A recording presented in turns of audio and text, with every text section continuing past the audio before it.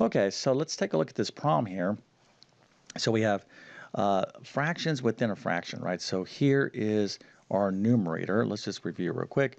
So when we have a fraction, we have a numerator and a denominator. So this top number is the numerator, the bottom number is the denominator, and this entire thing is a fraction. But what happens when you have a math problem where you have a fraction up in the numerator and a fraction down in the denominator? So you got fractions within fractions.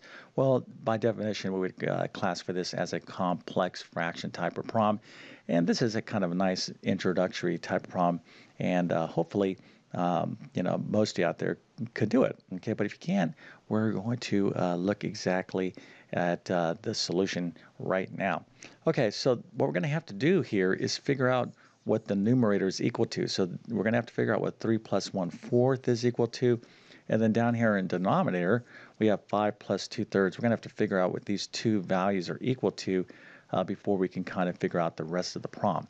All right, well, this is not that challenging at all because 3 plus 1/4, okay, is 3 and 1/4. Okay, hopefully most of you recognize that. And if that's the case, 5 plus 2/3 is the same thing as 5 and 2/3. Now, you could be like, all right, let me see here. 3, I'll find the LCD, which is 4, so I can write that as 12 over 4. 12 divided by 4 is 3, plus 1 over 4. Then I go add the numerators, that's 13/4. And then I can take that 4 and divide it into 13. That's 3, that's 12, 1, remainder. Oh, look at 3 and 1/4. Well, yes, this is 3 and 1/4, right? You didn't have to do all this stuff, but if indeed you did take all those steps, that's perfectly fine. Just remember when you see a mixed number fraction like this, 3 and 1/4, it means the same thing as 3 plus 1/4, okay? So I kind of threw this little twist in there just to review these nice little basic concepts about fractions so we can get to really like fractions. If you don't like fractions, listen, I get it, but you're going to have to work with fractions, especially if you plan to be successful in algebra. Okay, so just like warm up to fractions and be like, all right, I want to, figure out how to work with them.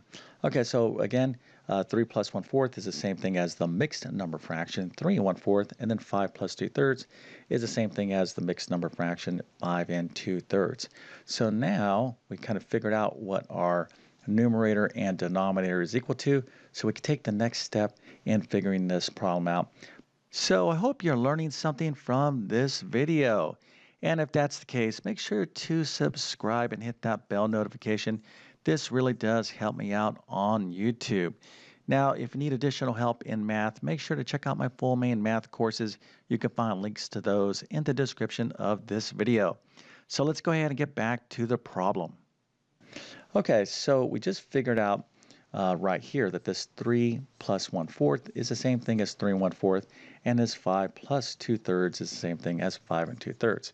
So now what we have is one fraction over another fraction, but the fraction bar here, you want to remember, is the same thing as the division operator.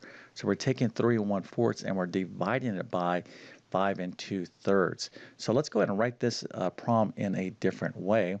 We'll write this using improper fractions, okay? Remember, this is division. I'll get to that in a second. But when you are dividing fractions and you have mixed number fractions, okay, in general, you want to convert these mixed number fractions into what we call improper fractions. Just real quick here, if I have a fraction like 1/2, the denominator is bigger than the numerator, this is a proper fraction. If I have a fraction where the numerator right here is bigger than the denominator, this is an improper fraction, and these type of fractions can be turned into mixed numbers, things like this, or I'm sorry, like this, 3 and 1/4, okay? So this is a mixed number fraction, improper fraction, proper fraction. So you might be saying, I don't really care what they're called. Well, it's important that you understand the terms in mathematics, okay? So, all right, let's continue on. So we're going to convert these mixed number fractions into improper fractions. So 3 and 1/4 we can write as 13 over 4. So let me kind of write this real big right here so we can see exactly what's going on. So how do we do this? Well, remember, we take this 4, we multiply it by 3. So 4 times 3 is what? And you're like, oh, that's 12. And then we're going to add 1. Okay, we're going to add whatever number this is right here. So 4 times 3 is 12, plus 1 is 13 over this denominator right there, 4. Okay, so just a quick review on how to change a mixed number fraction into an improper fraction. So let's go ahead and do that right over here for this one. So 5 2/3 is going to be what? 5, or 3 times 5 is what? 15. Then we're going to add 2. So that's going to be 17 over this denominator right here, 3. Okay. All right, so what we've done here is rewrote the problem. We got out of these mixed number fractions and we put these fractions into improper fraction form. So 3 1/4, same thing as 13/4, and this is going to be divided by 5 2/3, which is the same thing as 17 over 3.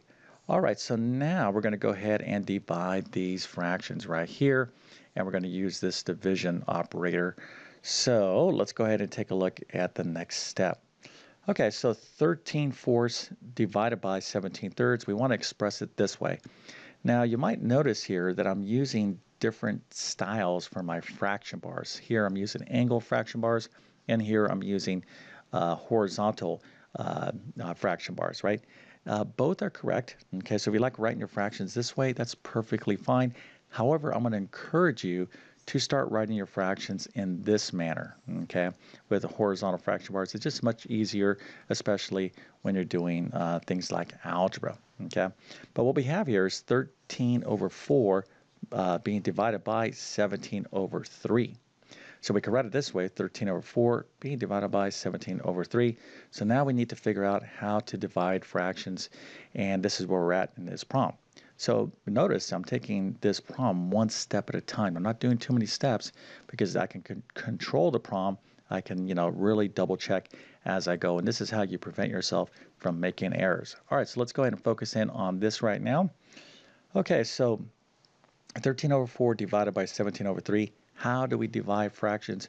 Well, what we need to do is change the problem from division to multiplication. Okay, so we're going to go from division to multiplication, and the way we do that is the fraction to the right of the division symbol, which in this case is 17/3, we're going to flip upside down. Okay, so again, we're going to go from division to multiplication by flipping the fraction to the right of the division symbol. Okay, that's called the reciprocal. So 17 over 3, we're going to flip it upside down. We're going to get 3 over 17. So now we have this problem. Okay, so 13 over 4 times 3 over 17 is equivalent. It's the same thing as doing this problem here.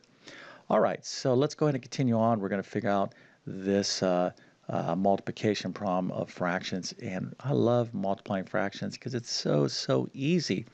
How do we multiply fractions? Easy. We just simply multiply the respective numerators and denominators. So in this case, it's going to be 13 times 3 right here over 4 times 17. Okay, so when we do this number crunching here, we will have the answer, and let's go and finish it up. So 13 times 3 is 39, and 4 times 17 is 68, and this fraction cannot be reduced. Okay, now one way you know it cannot be reduced is if you look here. If I'm looking at the factors of 39 and 68, 13 is prime number, 3 is a prime number, and 17 is a prime number. In other words, there's no like factors here. If I had a 3, for example, down here, let's kind of get rid of that 4. If I had a 3, I could cross-cancel these 3's, and I'd be left with 13 over 7. So one of the things when you get really good at fractions, you want to look at opportunities to simplify, cross-cancel before you do your multiplication, okay? But, if you don't do that, you always need to look at your final answer and ask yourself, can I simplify that? Can I reduce my fractions? Because your teachers, your math teachers out there are not going to be happy if you give them an answer like, oh, here's my final answer. It's 100 over 200. No, in mathematics, it's really not optional. You always want to write your answers in their simplest form. Now, if you need additional help in basic math, check out these 2 courses right here. So the first is my Math Foundations course. This is a quick review of basic math. Now, if you want to review basic math, algebra, and geometry, then check out my Math Skills Rebuilder course. I'm going to leave links to both of these courses in the description of this video. All right, so with all that being said, I definitely wish you all the best in your math adventures. Thank you for your time and have a great day.